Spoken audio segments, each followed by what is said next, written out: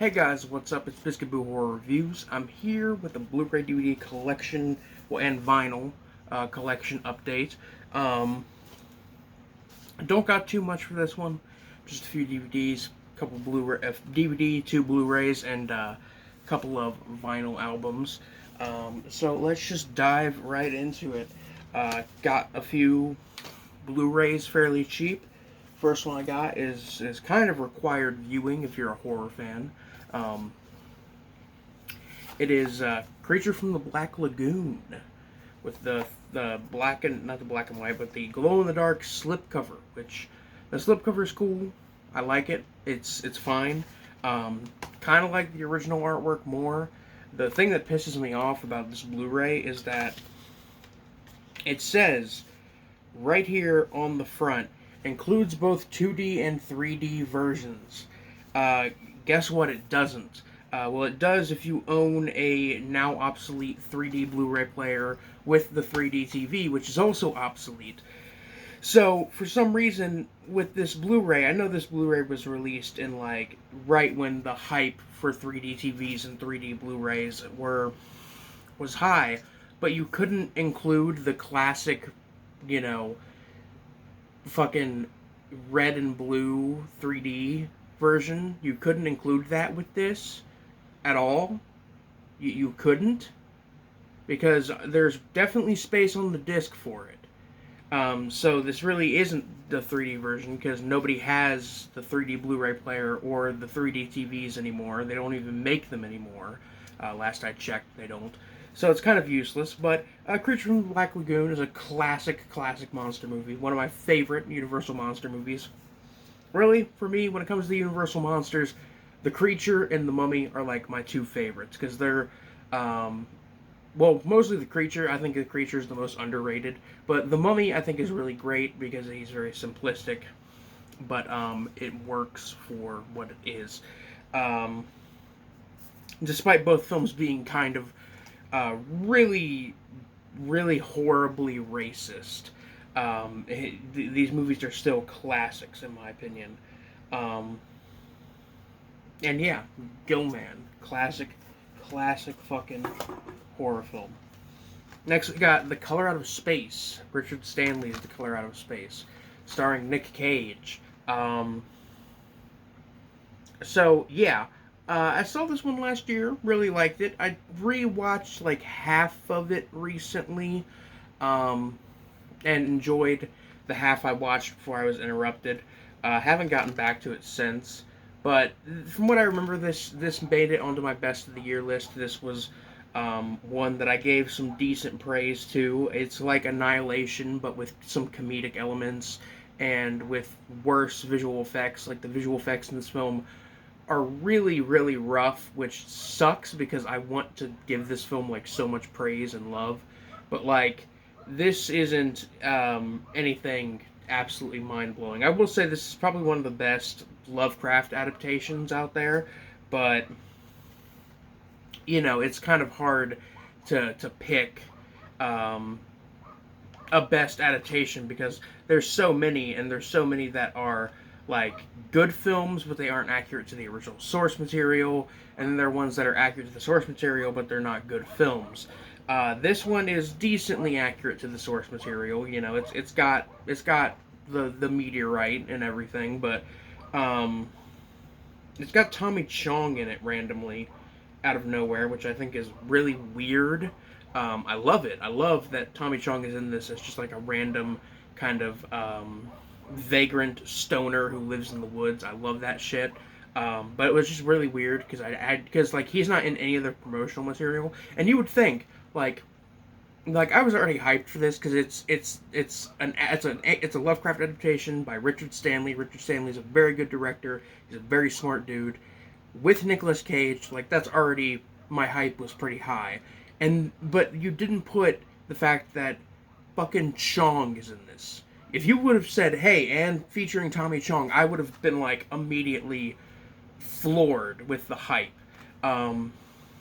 But they didn't, and I get, maybe that's because Tommy Chong just doesn't drive kids into theaters like fucking Nick Cage does. I don't know.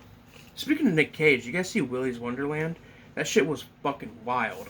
To be fair, I was really drunk and at a party when I saw it, so I don't remember a lot of it, but I remember it being fucking great. Um, Speaking of movies that are pretty cool, we got Brawl in Cell Block 99, directed by S. Craig Zahler. Cards on the fucking table here. I really like this movie. It's a really great kind of classic American meat and potatoes, idiosyncratic, kind of pulpy, just dumb kind of action film. The problem I have with this, and with S. Craig Zahler in general, is that the man is like very right wing, and I don't like to get political on my channel, but I think it's like not even like hidden anymore that I am very left leaning. I'm a communist. Um, so I try not to support people with shitty politics. And it's hard not to with S. Craig Zahler because Bone Tomahawk is like a really solid movie, and this is also another really, really solid film. But after seeing Dragged Across Concrete, and when I say seeing it, I mean watching like half of it, I've kind of realized that all of his movies are basically about white men having to save women from insert evil non-white race here. In the case of this film, he's trying to save his wife and his unborn daughter from a Mexican drug lord and a creepy, a creepy European guy played by Udo Kier, which is just great. I love Udo Kier, and a Asian abortionist. And in order to do so, he has to kill people that are inside a specific cell block in this prison. That's the plot. He has to save his wife from evil foreigners. That's kind of a yikes in like retrospect. Then you have like Bone Tomahawk, which I kind of got the racist vibes of. I think it was just the fact that it's like Kurt Russell in this, again, meat and potatoes classic, like spaghetti western kind of setup, combined with cannibal movies, which is one of the most racist subgenres of exploitation.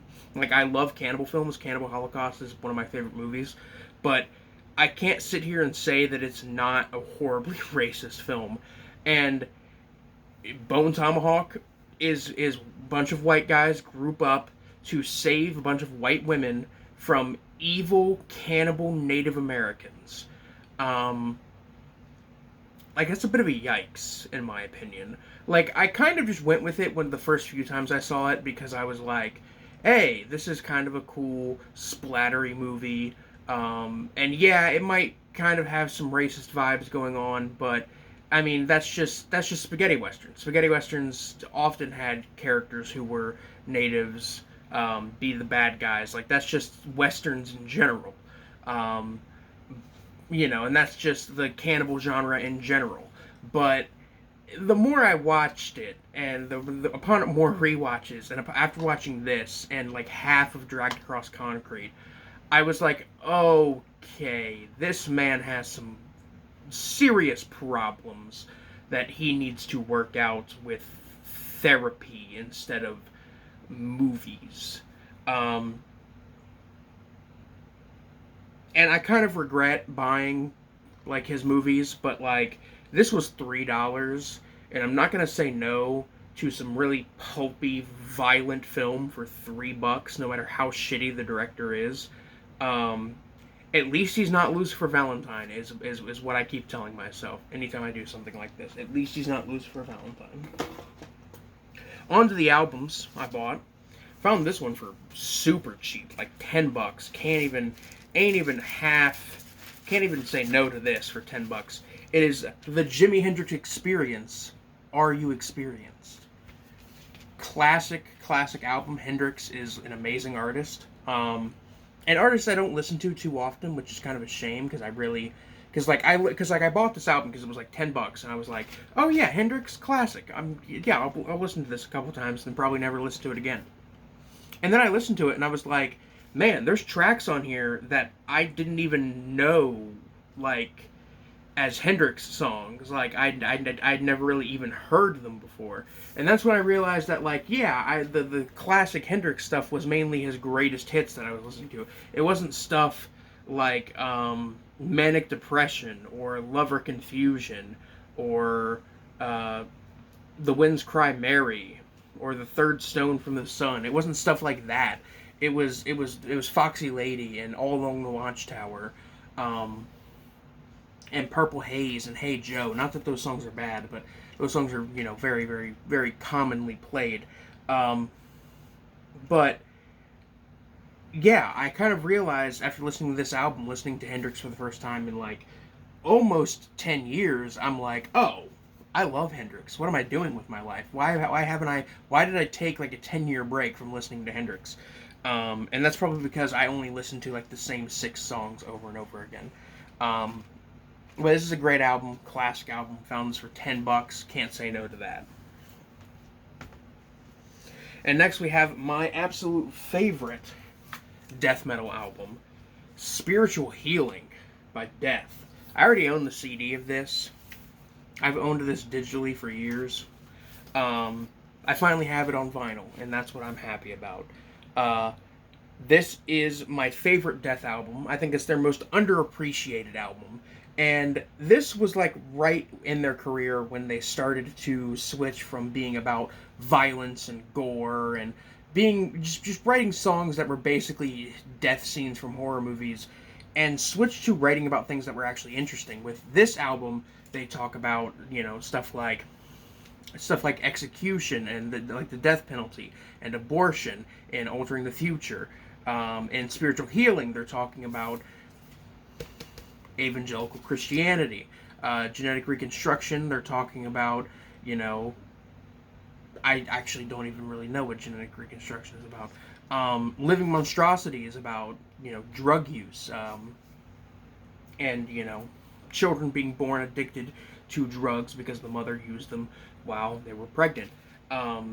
This is a very, very, very brutal album, and it's a classic slice of death metal. I think Death's discography would be incomplete without this album, because this is the great bridging point between between albums like Human and Symbolic and their first 2 albums, Scream, Bloody Gore, and Leprosy, which are great albums on their own. I own Scream, Bloody Gore on vinyl, but compared to the rest of their stuff, it's not as interesting. And as always, as is the new tradition with these update videos, I am actually going to give away the code, the digital code for the digital version of Spiritual Healing. Is